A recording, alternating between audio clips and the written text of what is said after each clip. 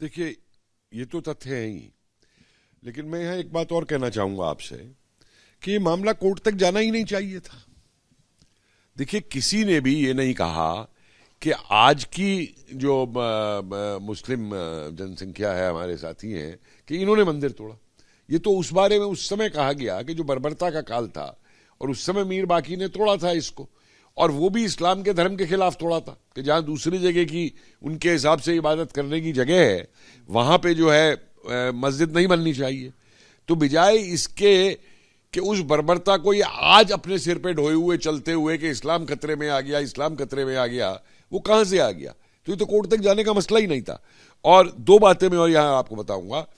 1857 के अंदर अमृतलाल नागर की पुस्तक है गदर के फूल, और अमृतलाल नागर जो हैं वो एक बड़े प्रगतिशील लेफ्टिस्ट हिंदी राइटर माने जाते थे।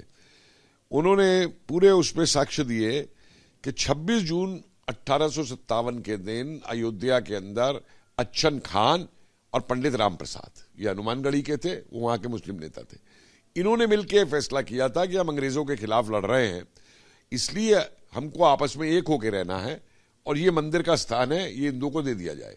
तो जब अंग्रेज वापस आए तो उन्होंने इन दोनों को, अच्छन खान को और पंडित राम प्रसाद को, इमली के पेड़ पे टांग करके फांसी दे दी, और लोग उस पेड़ की पूजा करते थे। 1935 में उस पेड़ को कटवाया जाकर के एक अंग्रेजी कलेक्टर ने इसके अंदर। तो इसलिए देखिए ये, और एक और चीज यहां मैं बताऊंगा आपको कि एएसआई की खुदाई से पहले एक बीजेपी की भी कमेटी बनी थी, जिसके अंदर बड़े प्रसिद्ध आर्कियोलॉजिस्ट हमारे प्रोफेसर बीबी लाल थे, प्रोफेसर मक्खन लाल थे, दीक्षित थे।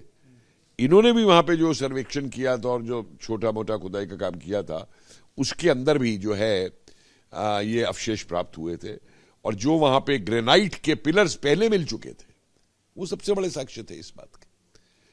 लेकिन हाँ, कोर्ट का इंटरवेंशन हुआ पहली बार, और फिर सुप्रीम कोर्ट ने भी जजमेंट दिया है, तो वो एक अच्छी बात है। ठीक है सर।